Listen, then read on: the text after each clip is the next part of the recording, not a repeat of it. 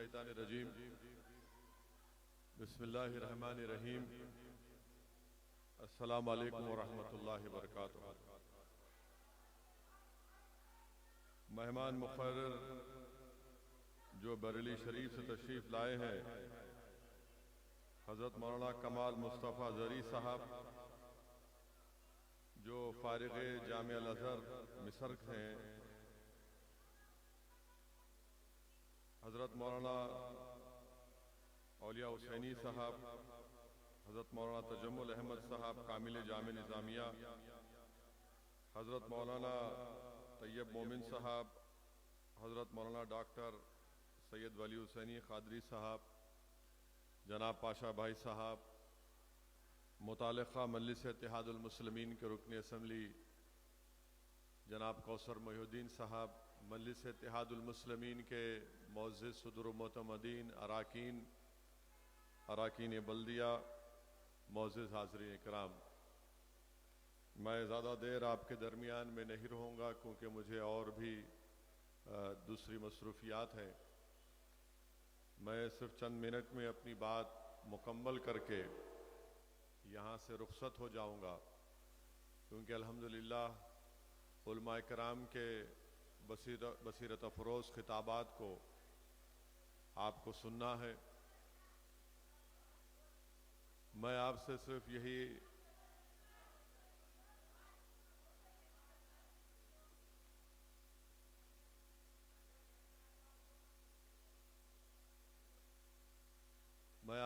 یہی گزارش کرنا چاہوں گا کہ یہ جلسے میلاد النبی صلی اللہ علیہ وسلم ہے، اور میں نے علماء کرام کی زبان مبارک سے سنا کہ امام ابو القاسم سہیلی رحمۃ اللہ علیہ نے فرمایا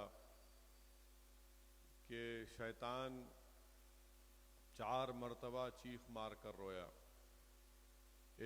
پہلی مرتبہ جب اسے ملعون قرار دیا گیا، دوسری مرتبہ جب اسے آسمانوں سے پسیوں کی طرف پھینکا گیا، تیسری مرتبہ جب رسول اللہ محمد مصطفیٰ صلی اللہ علیہ وسلم کی آمد ہوئی، اور چوتھی مرتبہ جب اللہ سبحانہ و تعالیٰ نے سورہ فاتحہ کو نازل فرمایا۔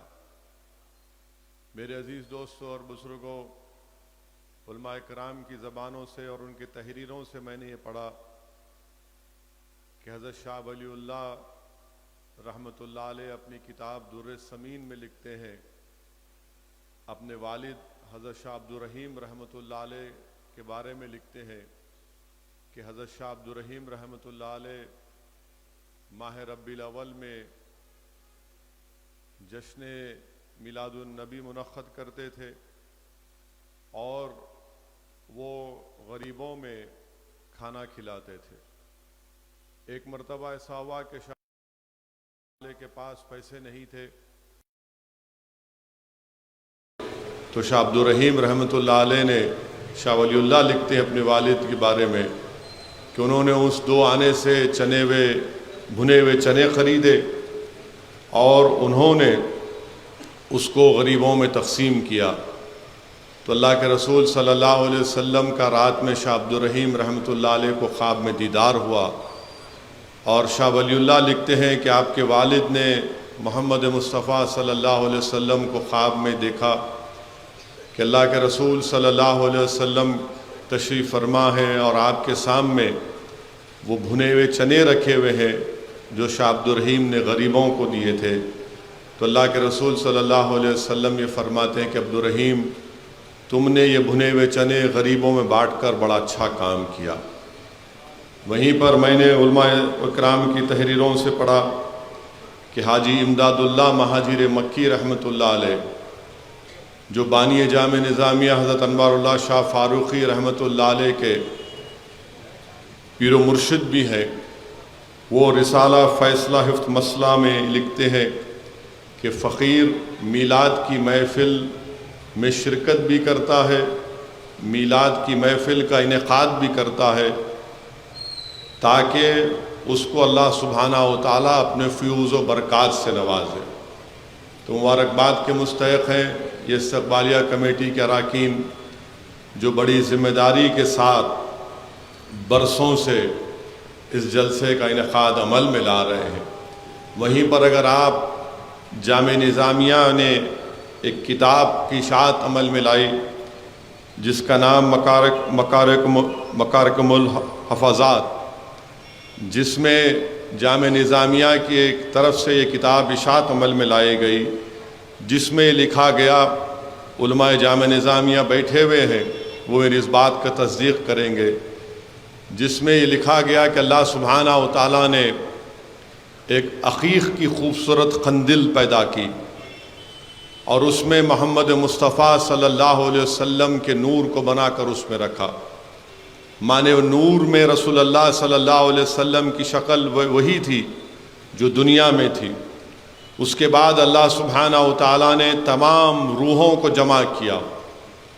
اللہ سبحانہ و تعالیٰ نے اس کتاب مکارکم الحفاظات میں لکھا گیا کہ اللہ نے تمام روحوں کو جمع کیا اور ان سے کہا کہ اس نور پر حمد و ثنا پڑھو، تسبیح کرو۔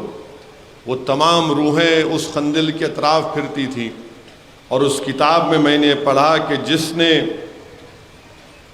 روح کو اللہ کے رسول صلی اللہ علیہ وسلم کے روح مبارک کو دیکھا، اسی طرح وہ دنیا میں آیا۔ یعنی وہ اس کتاب میں لکھا گیا کہ جس نے رسول اللہ صلی اللہ علیہ وسلم کے نور مبارک کے سر کو دیکھا، اللہ سبحانہ و تعالیٰ نے اس کو بادشاہ بنایا۔ جس نے رسول اللہ صلی اللہ علیہ وسلم کے روح مبارک کے قلب کو دیکھا، قلب مبارک کو دیکھا، وہ عالم دین بنا۔ جس نے رسول اللہ صلی اللہ علیہ وسلم کے نور مبارک میں آنکھوں کو دیکھا، وہ حافظ قرآن بنا۔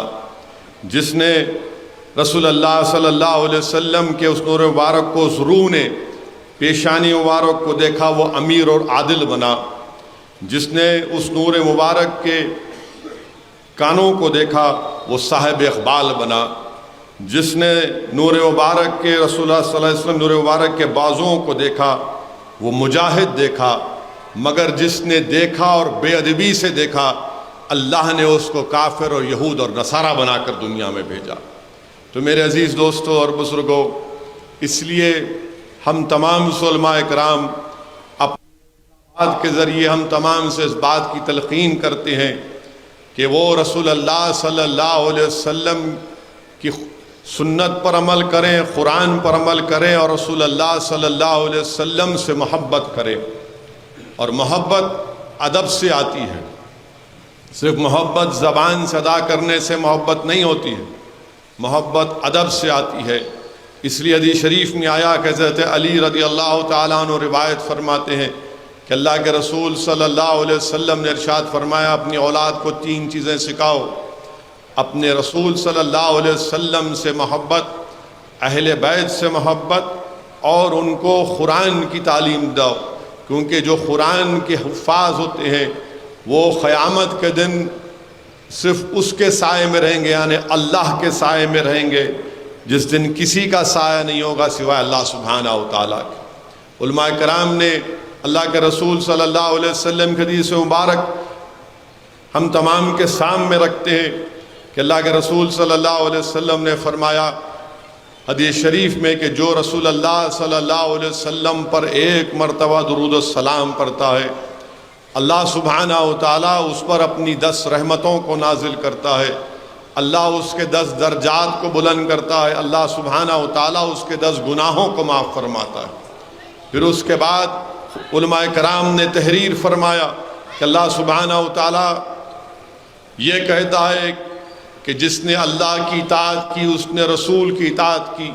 پھر آگے اللہ فرماتا ہے قرآن کریم میں، جس کا ترجمہ علماء کرام نے کیا کہ جس نے رسول کی اطاعت کی اس نے اللہ کی اطاعت کی۔ پھر سورہ آل عمران میں اللہ سبحانہ و تعالیٰ فرماتا ہے، علماء کرام نے اس آیت کا ترجمہ اس طرح کیا کہ میرے حبیب آپ فرما دیجئے کہ اگر تم اللہ سے محبت کرتے ہو تو میری پیروی کرو تاکہ اللہ تم سے محبت کرنا شروع کر دے۔ اگر کوئی چاہتا ہے کہ اللہ اس سے محبت کرے، علماء کرام اس قرآن کی آیات کے ترجمے اور تفسیر میں لکھتے ہیں کہ اس مسلمان کو اگر یہ چاہتا ہے کہ اللہ اس سے محبت کرے، وہ رسول اللہ صلی اللہ علیہ وسلم کی اطاعت اور پیروی کرے۔ میرے عزیز دوستوں اور بزرگوں، میں آخر میں صرف آپ سے اتنا ہی کہنا چاہوں گا کہ یقیناً ہمارے وطن عزیز میں بہت سے مسئلے اور مسائل ہیں، بہت سی آزمائشوں سے آپ کو اور ہم کو گزرنا پڑ رہا ہے، مگر یاد رکھیے جو قوم ڈر جائے گی وہ مٹ جائے گی، جو قوم ہمت اور حوصلہ اور عزم کے ساتھ ان باطل طوفانوں کے آگے کھڑے ہو کر ان ظالموں سے مقابلہ کرے گی، ایک اتحاد اپنے صفوں میں پیدا کرے گی، تو اللہ سبحانہ و تعالیٰ اس قوم کو صبح قیامت تک زندہ رکھے گا۔ جو قوم باطل طاقتوں کے طوفانوں کے آگے اپنے سر کو نہیں جھکائے گی، بلکہ وہ اپنے دلوں کو اور سر کو اللہ کی بارگاہ میں جھکائیں گے، اپنے دلوں کو رسول اللہ صلی اللہ علیہ وسلم کی غلامی میں جھکائیں گے، اللہ سبحانہ و تعالیٰ ان باطلوں کو طاقتوں کو شکست دے گا اور ہم کو کامیاب اور کامران کرے گا۔ میرے عزیز دوستوں اور بزرگوں، آپ اور ہم اس بات سے بخوبی واقف ہیں کہ ہمارے وطن عزیز میں ایسا کوئی دن نہیں جاتا جہاں پر آپ اور ہم اپنی آنکھوں سے وہ ویڈیو نہیں دیکھ لیتے یا وہ اخبار میں تحریر نہیں پڑھ لیتے کہ جس میں یہ لکھا جاتا ہے یا ہماری آنکھیں دیکھتی ہیں کہ کیسے مسلمانوں پر ظالم ظلم کرتے ہیں۔ میرے عزیز دوستوں اور بزرگوں، 10 اکتوبر کے دن اتر پردیش سلطان پور اسولی میں ایک ویڈیو میں نے دیکھا جس میں ایک پولیس کا آفیسر ہے، اس پولیس کے آفیسر صاحب ان کی زبان اس طرح سے ہے، ماشاءاللہ لگتا ہے کہ وہ ایک اسکول میں پڑھے ہیں جہاں پر ان کو مسلمانوں سے نفرت اور کتابوں کی جگہ ان کو گالیاں سکھائی گئی ہیں۔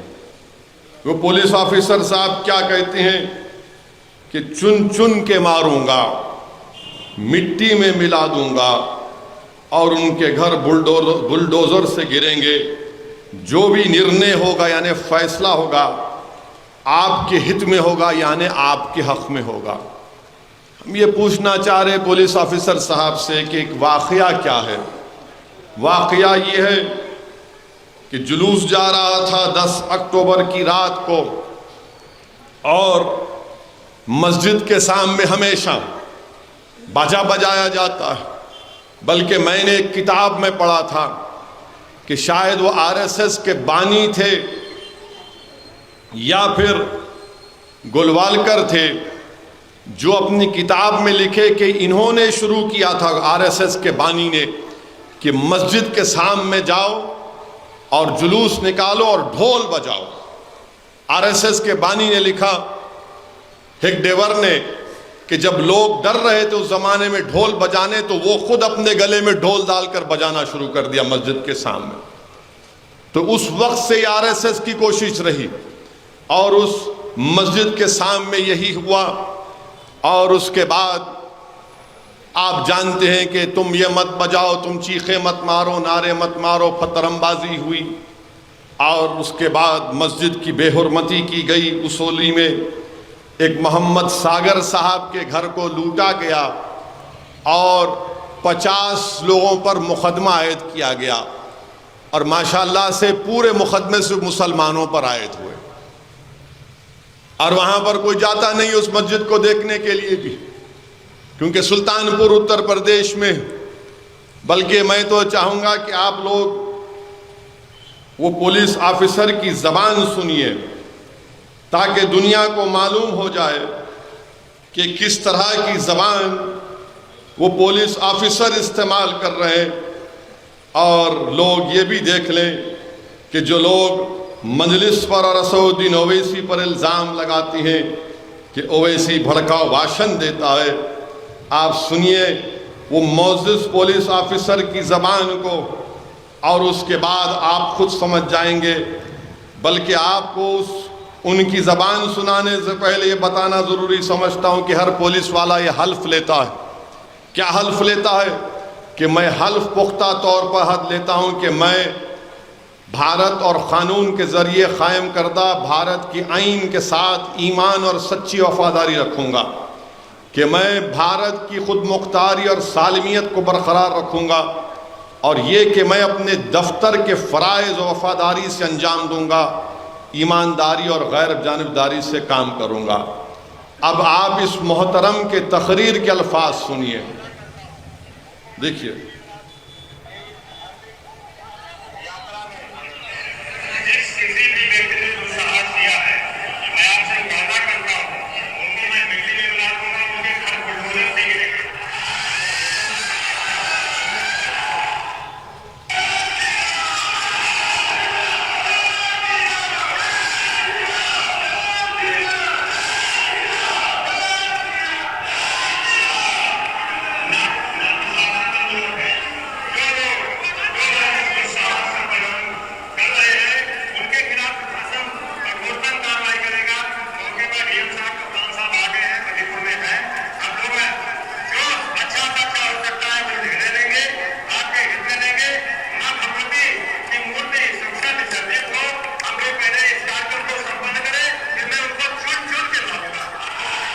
چن چن کے ماروں گا،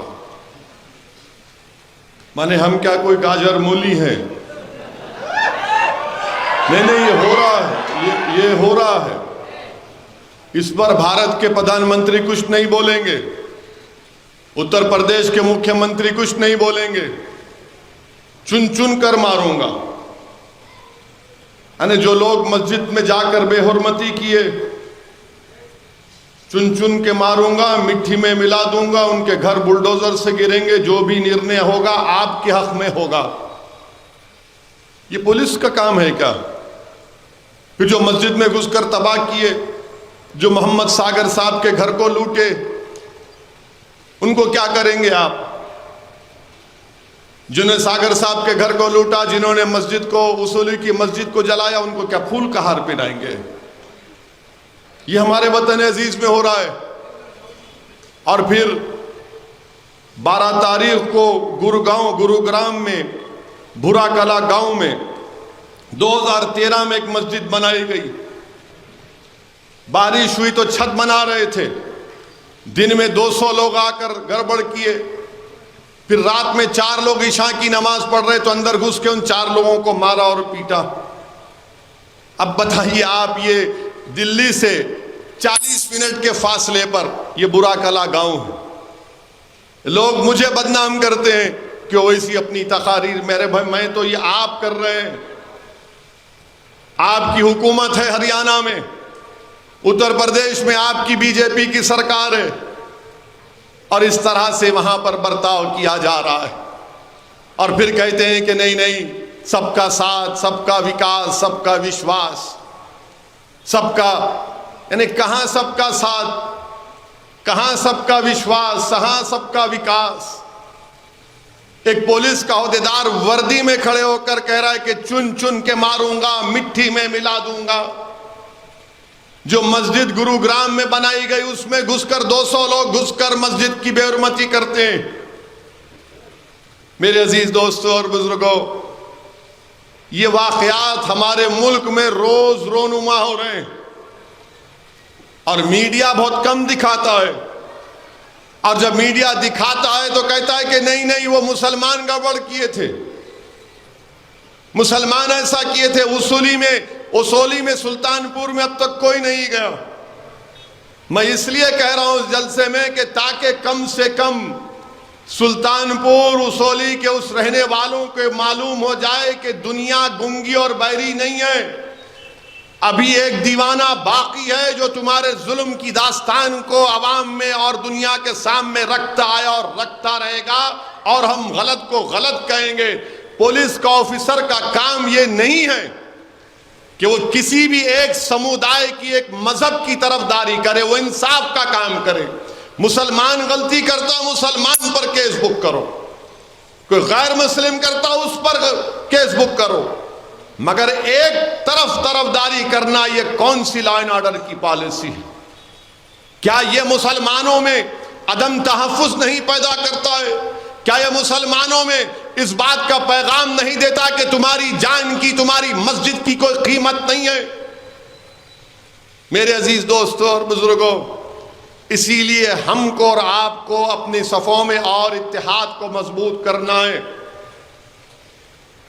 ظلم کے خلاف آواز اٹھانا ہے، ڈرنے اور گھبرانے کی ضرورت نہیں ہے۔ اس ملک کی سیاست کی بلکہ ایک حقیقت یہ ہے کہ جتنے بھی نام نہاد سیکولر پارٹیاں ہیں وہ اپنی پارٹی کے مسلمان کو ساتھ کھڑا کر کے فوٹو لینے سے کتراتی ہیں۔ میں چیلنج کے ساتھ کہہ رہا ہوں، آپ پچھلے 2 سال میں جتنے نام نہاد سیکولر پارٹیاں ان کے سیاسی لیڈر کی یا ان کے بڑے جو صدر ہیں ان کی فوٹو کے ساتھ دیکھو کہ کتنے مسلمان کھڑے ہوئے۔ کہاں فوٹو ملے گی آپ کو؟ گھر میں بیٹھے ہوئے ہیں وہ فوٹو ملے گی۔ کہاں فوٹو ملے گی؟ رمضان تھا تو افطار کی دعوت میں آ گئے۔ کہاں فوٹو ملے گی؟ بیچارہ انہیں شیر خورما منا رہا، اس پہ بھی آپ، اس کے دودھ پر بھی آپ کا حق۔ مگر کوئی سیاسی جلسہ ہوگا تو مسلمان نظر نہیں آئے گا آپ کو۔ یہ سیکولر پارٹی کے لوگ بھی اب ڈر رہے ہیں کہ مسلمان کو کھڑا کریں گے تو ہم کو ووٹ نہیں ملے گا، تو کیا کریں گے آپ؟ مجھ سے کئی لوگ سوال کرتے ہیں دوسری پارٹیوں میں جو ہیں، وہ بولتے ہیں اویسی صاحب آپ تو دور کی بات، ہمارے پارٹی میں ہماری نیتا ہم کو ہمارے بازو نہیں کھڑا کرتا۔ تو میں ان سے پوچھتا ہوں کیا کرو گے؟ بولے سمجھ میں نہیں آ رہا۔ میں نے کہا تم دیوانے ہو، تم میں عقل نہیں ہے، تم کو کسی کے بازو ٹھہرنے کی ضرورت نہیں ہے۔ بولے کیوں؟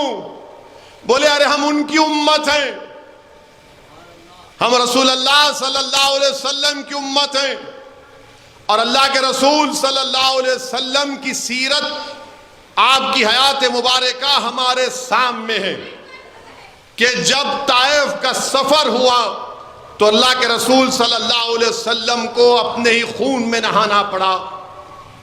مدینہ مکہ ہے، کعبے کا صحن ہے، رسول اللہ صلی اللہ علیہ وسلم کے جسم مبارک پر اونٹ کی اجڑی ڈالی گئی۔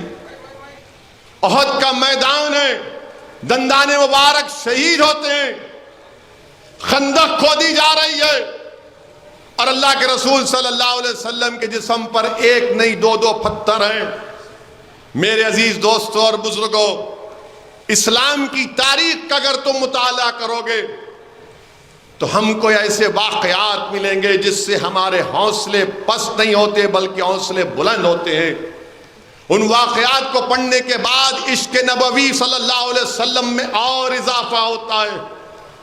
یاد رکھو بھارت کے مسلمانوں، اگر کوئی سیکولر پارٹی یا سیاسی پارٹی تمہارے ساتھ ٹھہرنے کو تیار نہیں ہے تو تم ان کے ساتھ کیوں ٹھہرنا چاہتے ہو؟ کیا تم بھول گئے قرآن کی آیات کہ حسبنا اللہ و نعم الوکیل، کہ اللہ ہمارے لیے کافی ہے؟ کیا تم بھول گئے کہ اللہ ہماری شہرت سے زیادہ قریب ہے؟ تم ایک سیاسی رہنما، ایک سیاسی قائد کے قرب کو حاصل کرنا چاہتے ہو، اور اللہ تمہاری شہرت سے زیادہ قریب ہے۔ وہ اللہ، وہ لطیف جس نے ساری زمین و آسمان اور کائنات کو بنایا اپنے فضل اور کرم سے، جس نے تم کو اور ہم کو پیدا کیا، جو ہم کو اس دنیا سے ہماری روحوں کو قبض کرے گا، جو دوبارہ ہم کو اٹھائے گا۔ ارے آج تمہارے ساتھ اگر کوئی کھڑا نہیں ہے تو کیا محمد صلی اللہ علیہ وسلم ہمارے ساتھ نہیں ہے؟ کہ رسول اللہ صلی اللہ علیہ وسلم ہمارے ساتھ نہیں ہے؟ سوچو میرے عزیز دوستو اور بزرگوں، جو خون نبی کریم صلی اللہ علیہ وسلم کا صدقہ کھاتی ہے اور اس پر زندہ رہتی ہے، اگر وہ مایوس ہو کر یہ کہے کہ ہمارے ساتھ کوئی نہیں کھڑا ہے، ارے تمہارے ساتھ اللہ اس کا رسول کھڑا ہوا ہے، میرے ساتھ اللہ اس کا رسول کھڑا ہے، میرے ساتھ اہل دل کھڑے ہیں، تمہارے ساتھ اہل دل کھڑے ہیں۔ یاد رکھو بھارت کے مسلمانوں، تمہارے پاس ہمارے پاس صرف 2 راستے ہیں۔ ایک، ہم زندہ رہیں گے تو جمہوری طریقے سے اپنے حق کو منوائیں گے، اور اگر اللہ نے فیصلہ کر لیا کہ ہماری موت ہوگی تو ہم اسی زمین میں جائیں گے۔ اب ہجرت کے مقدس نام پر ہم فرار کی زندگی نہیں گزاریں گے، بھارت کو کبھی نہیں چھوڑیں گے، بھارت میں ہی رہیں گے، ان ظلم کرنے والوں سے جمہوری طریقے سے پنجہ آزمائی کریں گے، اللہ کی ذات پر توکل کر کے اپنے حق کے لیے مقابلہ کریں گے، اللہ اس کا رسول ہمارے ساتھ ہیں۔ یاد رکھو مسلمانوں، مایوسی کو قریب آنے مت دو، ہم رسول اللہ صلی اللہ علیہ وسلم کی امت ہیں، حشر کا میدان ہوگا، حدیث شریف میں آیا، علماء کی موجودگی میں یہ بیان کر رہا ہوں کہ حشر کے میدان میں اللہ کے رسول صلی اللہ علیہ وسلم، حدیث شریف میں آیا کہ اسے پوچھا رسول اللہ صلی اللہ علیہ وسلم کیا ہم آپ کو حشر کے میدان میں پائیں گے؟ تو رحمت اللہ عالمین صلی اللہ علیہ وسلم نے فرمایا کہ ہاں مجھے 3 مقامات پر پاؤ گے۔ تو صحابی رسول صلی اللہ علیہ وسلم نے عرض کیا رسول اللہ پہلی جگہ کہاں پر ہوگی؟ تو اللہ کے رسول صلی اللہ علیہ وسلم نے فرمایا میزان ہوگا جہاں میری امت کے اعمال تولے جائیں گے، میزان ہوگا اور میری امت کے اعمال تولے جائیں گے، اور اگر میرے کسی امتی کے اعمال میں کمی ہوگی تو میں اس کی کمی کو پورا کروں گا۔ بلکہ محدث حضرت عبداللہ شاہ صاحب قبلہ رحمت اللہ علیہ محدث دکن اپنی کتاب میلاد نامے میں حدیث شریف لکھتے ہیں کہ جب اللہ کسی کے اعمال کو میزان پر تولے گا، اس کے برائیاں اس کے نیکیوں سے زیادہ ہوں گی تو اللہ فرشتوں کو حکم دے گا کہ اس کو لے جا کر جہنم میں ڈالو۔ اللہ کے رسول صلی اللہ علیہ وسلم دوڑیں گے، ان فرشتوں سے کہیں گے کہ میرا امتی ہے، تم اس کو جہنم میں نہیں ڈال سکتے۔ وہ کہیں گے ہم تو اللہ کے حکم کے پابند ہیں۔ رسول اللہ صلی اللہ علیہ وسلم اللہ کے پاس اللہ اپنی شان کے مطابق تشریف فرما ہوگا، کہیں گے یا اللہ میرا امتی ہے، تو نے مجھ سے وعدہ کیا تھا۔ اللہ سبحانہ و تعالیٰ فرشتوں کو دوبارہ حکم دے گا پھر سے اس کے اعمال کو تولا جائے، پھر گناہ کا پلہ بھاری ہوگا۔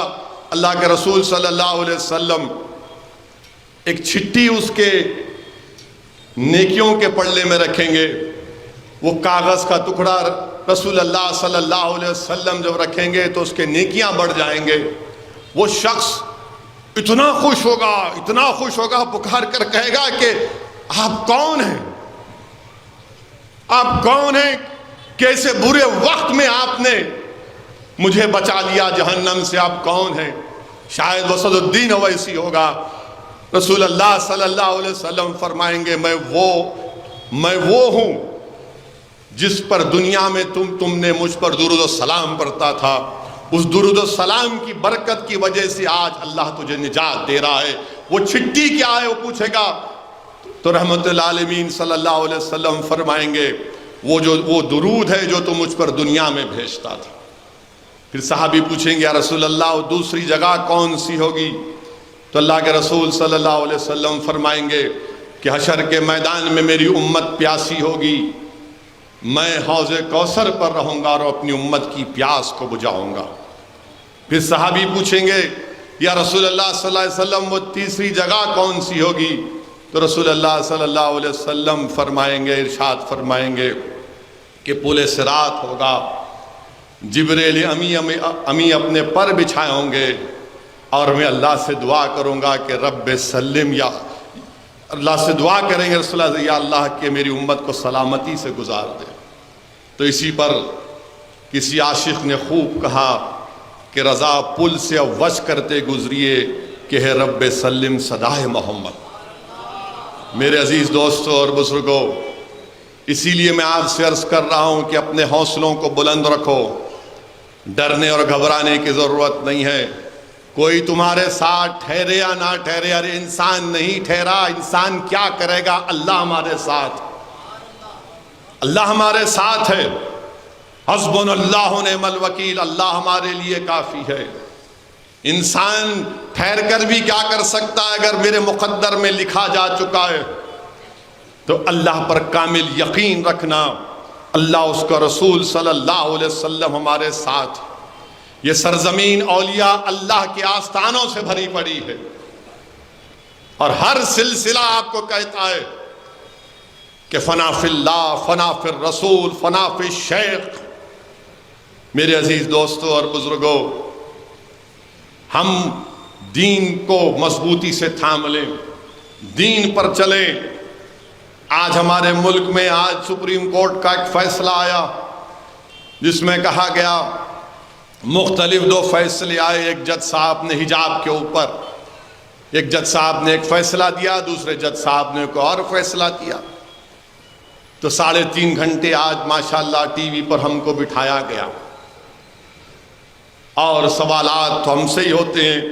اللہ کا کرم تھا، صدقہ تھا نبی کریم صلی اللہ علیہ وسلم کا، اولیاء اللہ کی دعائیں تھیں، شیخ ابوالحسن شاذلی کا خاص کرم تھا۔ میرے عزیز دوستوں اور بزرگوں، اس ملک میں ہمارے وطن عزیز کو، جس کو ہمارے بزرگوں نے اپنے خون پسینے سے اس کو انگریزوں کی غلامی سے آزاد کروایا، جس میں علامہ فضل خیر آبادی کی عظیم قربانی، جنہوں نے کالا پانی کی سزا کو قبول کیا، وہیں آپ شہید ہو گئے۔ آج وطن عزیز میں ہم سے کہا جا رہا ہے کہ آپ کی بیٹیاں حجاب کیوں پہنتی ہیں؟ حجاب کے تعلق سے کہا جا رہا ہے کہ نہیں، یہ تو آپ کی بیکورڈنس کی، پسماندگی کی نشانی ہے۔ ہم یہ کہہ رہے ہیں کہ حجاب پہنتے اس لیے ہیں کیونکہ قرآن میں اللہ نے حکم فرمایا، اور حجاب بھارت کے سمویدھان میں، بھارت کے آئین کے مطابق رائٹ ٹو چوائس ہے، میری پسند ہے۔ بھارت کے آئین میں کلچر، رائٹ ٹو کلچر ہے، تہذیب کا حصہ ہے۔ ہم اس لیے پہنتے ہیں۔ اگر سر پر کوئی ہماری بیٹی ایک کپڑا پہنتی ہے تو اس کا یہ مطلب نہیں ہے کہ اس نے اپنے دماغ کو کور کر لیا۔ مگر یہ ہمارے ملک میں بہت سے لوگ ہیں، چاہے وہ RSS کی آئیڈیالوجی سے متاثر ہوں یا اپنے آپ کو بڑا پروگریسو کہتے ہیں، سب کہتے ہیں کہ ارے نہیں، حجاب کیوں پہننا؟ ہم ان سے کہنا چاہ رہے ہیں کہ کیا ہم آپ کو بول رہے ہماری طرح شیروانی ٹوپی پہنو؟ کہ ہم آپ کو بول رہے کہ جو ہمارے مہمان مقرر ہیں ان کی طرح لباس پہن لو؟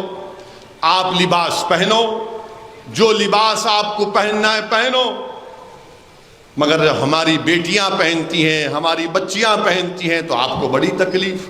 نہیں، مسلمان اپنے گھر میں بچیوں کو زبردستی کرتے ہیں، بچیوں کو زبردستی کرتے ہیں۔ کہاں کرتے بتاؤ؟ نہیں، وہ 6 سال کی بچی کی فوٹو ہے، ارے وہ 6 سال کی بچی کی فوٹو ہے، وہ پہنا دیے ہوں گے اچھی دکھتی بول کے، مگر کیا زبردستی کرتے؟ نہیں، آپ زبردستی کرتے۔ ارے زبردستی کیسا کرتے؟ حیدرآباد کی سڑکوں پر سب سے خطرناک موٹر سائیکل اور گاڑی کوئی چلاتا ہے تو ہماری بہنیں چلاتی ہیں برقعے کے ساتھ۔ کبھی ان کے پیچھے موٹر سائیکل گاڑی لے کے نہیں جانا آپ۔ نہیں، میں خود گواہ ہوں اس کا۔ ہمارے ڈرائیور صاحب کو بولتا ہوں، میاں ذرا احتیاط سے، محترمہ گاڑی چلا رہے۔ اب یہ لوگ جو دلی کے ٹی وی اسٹوڈیو میں بیٹھ کے بولتے ہیں، ایک دن ان کو بچی کے پیچھے موٹر سائیکل پہ بٹھاتا ہوں ہیلمٹ پہنا کے، ہماری بیٹی تم کو کیسا چلاتی، تم کو پتا چلے گا کہ کتنا جبر اس کو کیا جا رہا ہے، کتنی زبردستی کی جا رہی ہے۔ ایسا موٹر سائیکل جاتی کہ صراط مستقیم ہے، نہ کو رائٹ نہ لیفٹ، سیدھا بس۔ آپ بول رہے نہیں، مسلمان بچیوں کو زبردستی کرتے، ڈراتے۔ کہاں ڈراتے؟ کون ڈرتا آج کے زمانے میں؟ کہ ہماری بچیاں ڈاکٹر، انجینئر، MBA MCA نہیں پڑھ رہی ہیں، بھارت کو مضبوط نہیں کر رہی ہیں۔ نہیں، یہ کیا بات ہے؟ اگر اچھا، اب آپ اسکول میں، کرناٹکا کے اسکول میں BJP شروع کی ہے اور کیا بولتی ہے کہ اسکول کے اندر آپ جاؤ حجاب پہن کے، مگر کلاس روم میں نہیں جا سکتے۔ یہ کیا بات ہے؟ کلاس روم میں کوئی سکھ لڑکا اپنی پگڑی پہنے گا، کلاس روم میں عیسائی بچی وہ کراس پہنے گی، ہماری ہندو بھائی کی بیٹی یا ان کی بہن وبھوتی لگائے گی۔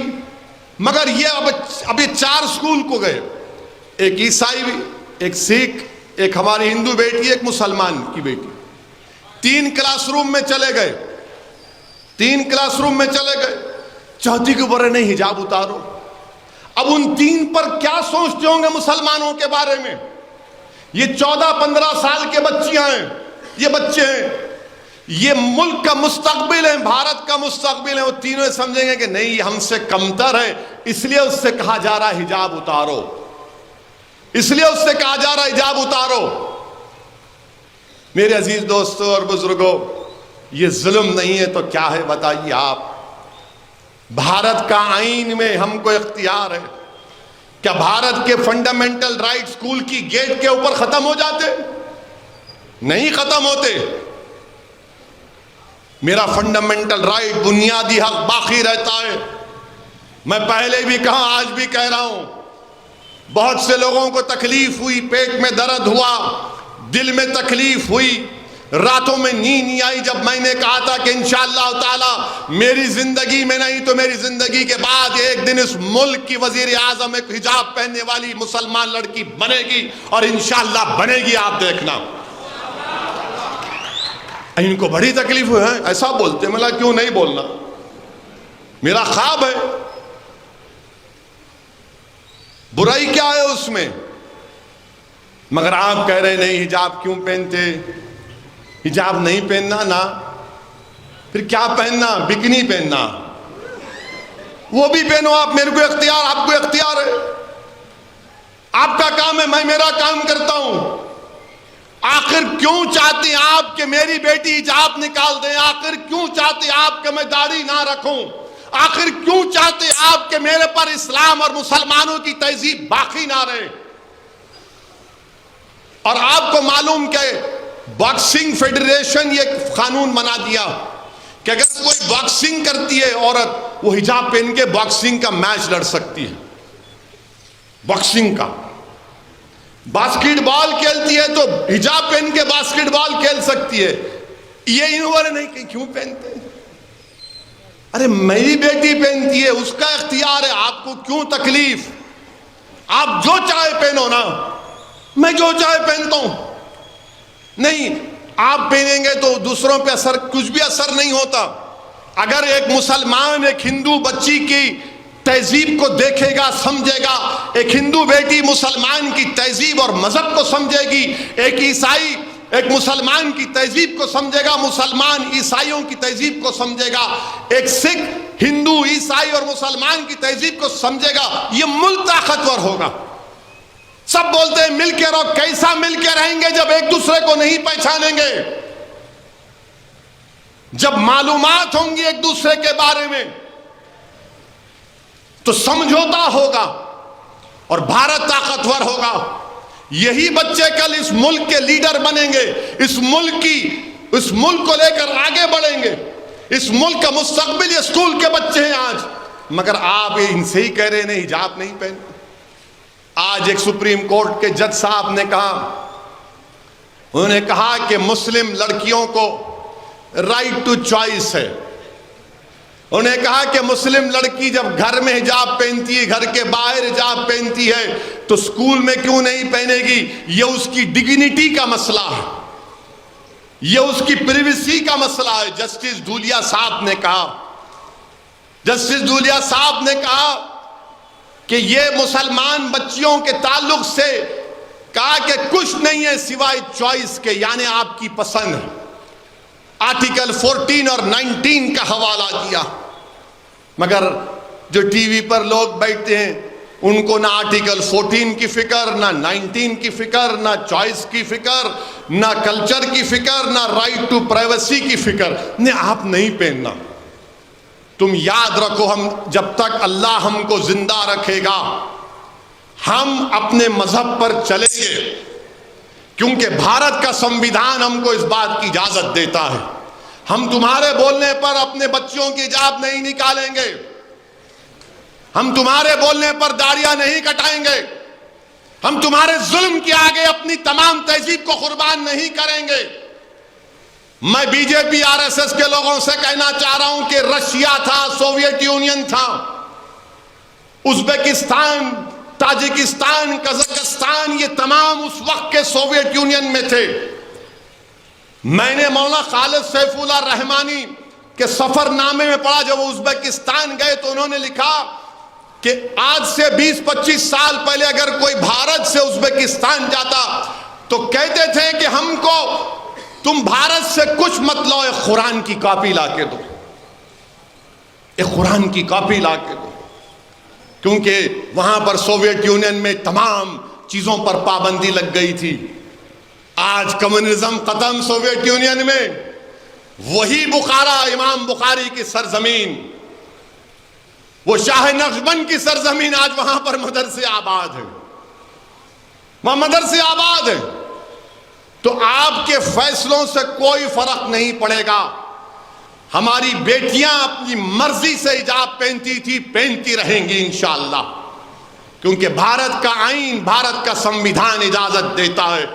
قرآن کریم میں اللہ سورہ احزاب میں، سورہ نور میں فرما دیا ہے، ہم تمہارے بولنے پہ اپنا دین کا سمجھوتا نہیں کریں گے، یاد رکھو، تم کو جو پہننا ہے پہنو، ہم کو جو پہننا ہے ہم پہنیں گے۔ اور پھر کیا بولتے، نہیں ایران میں تو بچیاں بالا کاٹ رہے ہیں۔ ابے ایران سے میرے کو کیا کرنا ہے؟ ہم کو ایران سے اتنا ہی مطلب ہے کہ حیدرآباد میں خالی ایرانی چائے ہم پیتے، ایران سے کیا مطلب ہم کو؟ نہیں ایران میں بالا کاٹ رہے، آپ بھی کاٹ لو، میرے کو کیا کرنا ہے؟ تو ٹی وی پر ایک انگریزی ٹی وی چینل پہ ایک محترمہ اپنا بال کاٹ لیے، میڈیا والے پوچھے ان پر کیا تبصرہ کریں گے؟ میں نے کہا ایران کی بچیوں سے محبت بھارت کی بچی سے محبت نہیں ہے۔ بھارت کی بچی سے پہلی محبت ہونی چاہیے، وہ بھارت کی شہری ہے۔ ایران کی بچی سے بڑی محبت، ماں سے بڑھ کے چاہیے پاپا کٹنی کا لائی۔ اما ایران، ارے میرے کو کیا کرنا ہے ایران سے؟ نہیں ایران، میرے ایران میں ہو رہا، بھارت میں کیا ہو رہا وہ بتاؤ۔ آپ مودی سے پوچھو ایران میں کیا ہو رہا بولو، وہ بھارت سرکار کا کام ہے۔ ایران میں جو ہو رہا محبت، وہ فلسطین میں جو گھراں توڑے جا رہے، وہ فلسطین میں معصوم 10 سال کے بچوں کو گولیاں ماری جا رہی، بیت المقدس کے تقدس کو پامال کیا جا رہا کہ تمہاری زبانیں بند کیوں ہو جاتی ہیں جب بیت المقدس اور مسجد اقصی کا نام آتا ہے؟ اگر ایران کی مہیلاؤں سے محبت ہے تو فلسطین کے بچوں سے کیوں محبت نہیں؟ ایران کے مہیلاؤں سے محبت ہے تو بھارت کی بیٹیوں سے کیوں محبت نہیں ہے تم کو؟ یہ کون سی راشٹرواد ہے، یہ کون سی ملک سے محبت ہے کہ ایران کی بچیوں سے محبت اور بھارت کی بیٹیوں سے نفرت؟ یہ تمہاری محبت ہے؟ ارے اگر ان کو اختیار ہے نقاب حجاب نہیں پہننے کا، چادر نہیں پہننے کا، تو یہاں بھی بچوں کو اختیار ہے حجاب پہننے کا۔ چوائس اگر وہاں نہیں ہے تو یہاں تو ہے۔ میرے عزیز دوستوں اور بزرگوں، میں آخر میں اپنے نوجوانوں سے بھی اپیل کروں گا کہ نشے کو چھوڑو، نشے کو چھوڑو، یہ شراب اور ڈرگس کو چھوڑو۔ اللہ کے رسول صلی اللہ علیہ وسلم کے عشق کے نشے میں ایک مرتبہ ڈوب جاؤ۔ میں پھر سے کہہ رہا ہوں کہ تم نے شراب اور نشہ کر کے تم دنیا پر بوجھ بن گئے، تم رسول اللہ صلی اللہ علیہ وسلم کے عشق کے نشے میں ڈوبو گے تو اللہ تم کو دنیا کا امام بنائے گا۔ نوجوانوں، ایک صحابی رسول تھے ابو محجن نام تھا ان کا، شراب پیتے تھے، اور شراب پیتے تھے تو ان کو سزا ملتی تھی شریعت کے اعتبار سے۔ تو ایک مرتبہ حضرت عمر رضی اللہ تعالی عنہ کے خلاف دور خلافت میں سعد بن ابی وقاص کی قیادت میں قادسیہ کی جنگ میں وہ شریک ہوئے۔ سعد بن ابی وقاص نے دیکھا یہ صحابی ابو محجن رضی اللہ تعالی عنہ شراب پیے ہیں، تو بولے اب بس بہت ہو گیا، ان کو لے گئے اور ایک خیمے میں ان کو رسیوں سے باندھ دیے، بولے اب تم قادسیہ کے اس جہاد میں شرکت نہیں کرو گے۔ وہ بہت روئے، چیخے مار مار کر روئے کہ سعد بن ابی وقاص مجھے اس نعمت سے محروم مت کرو۔ بولے نہیں، تم اپنی عادت سے باز نہیں آؤ گے، تم جہاد سے محروم ہو جاؤ گے۔ اتنا روئے, اتنا پکارے کہ سعد بن ابی وقاص رضی اللہ تعالیٰ عنہ کی زوجہ جن کا نام حضرت سلمہ ہے, ان کی چیخوں کی آواز, رونے کی آواز سن کر دیکھی کیا ہے کہ ابو مجن رضی اللہ تعالیٰ عنہ رسیوں سے جکڑ دیے گئے. بولے کیا ہے؟ بولے کہ میں اس بری عادت میں مبتلا تھا اور سعد بن ابی وقاص نے مجھے رسیوں سے باندھ دیا اور مجھے محروم کر دیا ایرانیوں سے مقابلہ کرنے سے. بولے کہ اللہ کے لیے تم کو اللہ کا واسطہ مجھے ایک مرتبہ کھول دو, میں تم سے وعدہ کر رہا ہوں کہ اللہ کی راہ میں جا کر جہاد کروں گا, ایرانیوں سے مقابلہ کروں گا اور واپس آ جاؤں گا. بہت منتیں کی. حضرت سلمہ نیک عورت تھی, وہ ان کے جذبے سے بڑی متاثر ہوئی, ان کو رسیوں سے کھولا تو سعد بن ابی وقاص دیکھتے ہیں کہ ایک شخص کے چہرے پر کپڑا بندھا ہوا ہے, وہ ایرانیوں کی صفوں میں گھستا ہے اور ان کو نیست و نابود کرتے جاتا ہے. چہرہ نہیں دکھتا, وہ پریشان ہوتے کون ہے یہ جو بے انتہا اکیلے گھس رہا ہے. خیر جنگ اللہ سبحانہ و تعالیٰ نے کامیابی دی نبی کریم صلی اللہ علیہ وسلم کے صدقے میں. پھر وہ دوبارہ حضرت ابو مجن جا کر ان کو پھر جو وعدہ کیے تھے رسیوں سے باندھ دیا جاتا. وہ سعد بن ابی وقاص جا کر اپنی زوجہ حضرت سلمہ سے پوچھتے میں ایک آدمی تھا, چہرے اس کا چہرہ دکھ نہیں رہا تھا, کون تھا وہ؟ بولتے آپ جانتے کون ہے وہ؟ ابو مجن تھا. بولے جس کو میں نے باندھ کر گیا, کس نے چھوڑا اس کو؟ وہ کہتی ہے کہ میں نے چھوڑا. وہ روتے ہیں اور جا کر لپیٹتے ہیں اور ان سے کہتے ہیں کہ ابو مجن میں نے تجھے غلطی کی سزا دی. کہ وہ کہتے ہیں کہ نہیں سعد بن ابی وقاص مجھے معاف کر دو آپ. دونوں لپٹ کر خوب روتے ہیں کہ میں اپنی غلطی کو مان لیا اور آج سے کبھی نشے کو ہاتھ نہیں لگاؤں گا. نوجوانوں یاد رکھو تم قوم کا, اس ملک کا مستقبل ہو. تم اگر نشے میں اپنی زندگی کے وقت کو برباد کر رہے ہو کہ تم ملک اور قوم کے وقت کو برباد کر رہے ہو. سبق سیکھو ابو مجن رضی اللہ تعالیٰ عنہ سے, سبق سیکھو اس سے. وہ رو رو کر توبہ کیے اور سعد بن ابی وقاص بھی رو رو کر ان سے کہے کہ میں تم کو سزا نہیں دوں گا. نوجوانوں تم رسول اللہ صلی اللہ علیہ وسلم کی محبت کے عشق کے نشے کی عادت ڈالو, وہ تم کو دین اور دنیا میں کامیاب کرے گا. ورنہ اگر تم یہی چرس, گانجا, یہ ٹیبلٹ کھا کر, گٹکے میں گانجا ملا کر تم اپنی زندگی کو برباد کرو گے تو یاد رکھو آج تمہاری بیٹیوں سے کہا جا رہا حجاب مت پہنو. تمہاری مسجدوں میں گھس کر عشاء کی نماز میں گروگرام میں خلل اندازی کی جا رہی. تم کو روڈ پر لا کر گجرات میں لٹوں سے مارا جا رہا ہے. دنیا کو بٹھا کر تمہارے تماشا دکھا کر مارا جا رہا ہے. نوجوانوں تم بھارت کے اور مسلمانوں کے مستقبل ہو. تم رسول اللہ صلی اللہ علیہ وسلم کے غلامی کے توق کو اپنے گلوں میں ڈالو. تم مکمل اسلام میں داخل ہو جاؤ. تم اللہ اور رسول سے محبت کرو. دنیا میں کسی چیز کی ضرورت نہیں ہے. خوب درود و سلام پڑھو. اللہ کے رسول صلی اللہ علیہ وسلم پر اپنے حوصلوں کو بلند رکھیے. ہمت سے کام کریے. ڈرنے اور گھبرانے کی ضرورت نہیں ہے. یہ دیش ہمارا تھا اور ہے اور رہے گا. ہم انشاءاللہ تعالیٰ اس اللہ کی ذات پر پورا توکل کر کے اپنے پورے سنویدھان میں جو حقوق دیے گے اس حقوق کو حاصل کریں گے. اور یاد رکھو اگر کوئی تمہارا ساتھ نہیں دیتا تو اللہ ہے ہمارے لیے.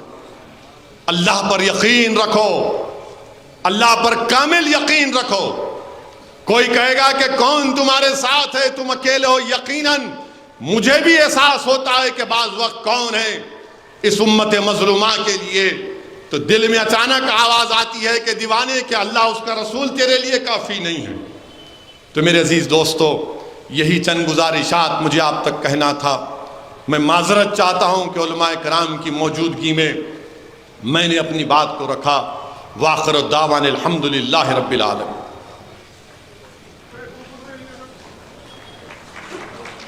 ابھی آپ نصیب ملت اللہ